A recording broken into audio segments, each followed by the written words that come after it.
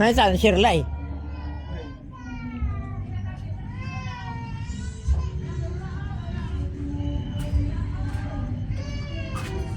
At sadagi bilang ang kain.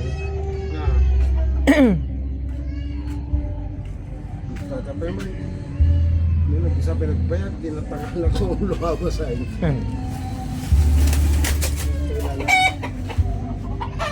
Kaya, buhay mo na dyan.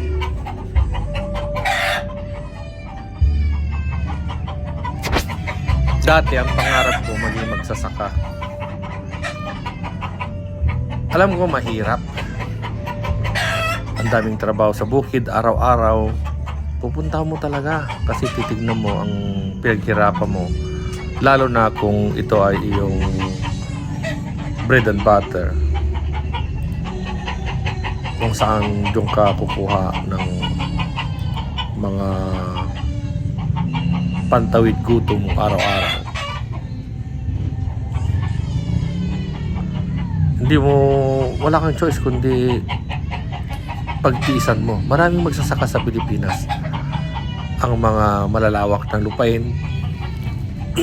Pero binenta dahil sa lugi. Lugi sa puhunan, nangungutang sila. Ang solusyon naman kasi sa Pilipinas, hindi yung bigyan mo ng ayuda ang magsasaka na konting fertilizer para ma-encourage sila na magtanim. Hindi.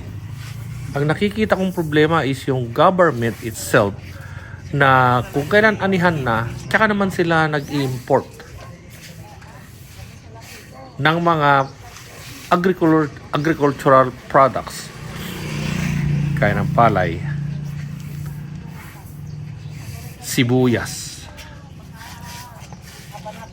Nakakainis eh, pero wala talaga. Hindi mo alam kung saan galing yung presyo. Nasasabihin na lang nila, oh, ang palay na per kilo ngayon ay 8. Teka, saan mo nakuha yung data na yan? Eh, yan ang kalakaran ngayon dito eh.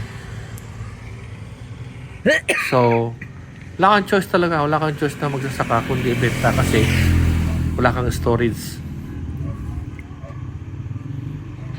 Dahil sa ngayon, tag-ulan, wala kang bodega.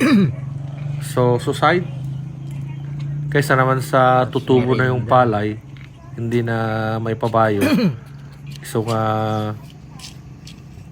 swerte lang yung may mga bodega. Dahil mga pag-antay, ipitin nila ng mataas na presyo. Kaya sabi ko kay Arman na sugal. A week ago, nag-ani kami. Ito yung inani namin. 32 kaban, mahina. Expected ko at least yung isang 1.3 hectares, mga 100 man lang sana. Ilan lang? 60, palagi mo, 70, 75 gross. Tapos babayaran mo naman yung rice harvester. Tapos lagi pang nag-uulan, hindi makapagbilad.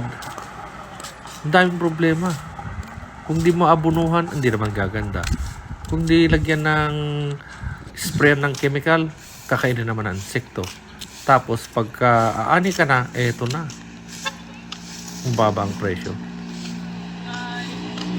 Kahit ako, hindi ko naisipin na magtanim.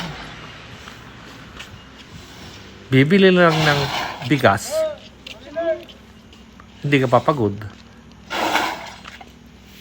Tamaan ka pa dyan ng kidlat, kagating ka ng aso, ahas, gagamba. Madaling araw, pupunta ka na, o ay gabi na, mag-spray ka pa. May swerte na lang na makapag-upload tayo. Upo ka lang, kita ka na.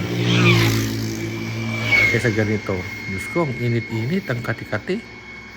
Tapos, 8 pesos. Ngayon, tumawag sa akin kanina, 16 na raw. Sabi ko, wow, 16 na. Kita mo nga dumoble sa isang linggong price. Kaya hinold namin 16 pesos na. Kaya sabi ko, wag, paabutin natin hanggang Pasko at tingnan natin yung sinasabi ni BBM na ang price daw 18 ang basa hanggang 23 pesos, 25 pesos per kilo ng palay. Tapos, ang bigas, magkano? 50. Pabayo na lang.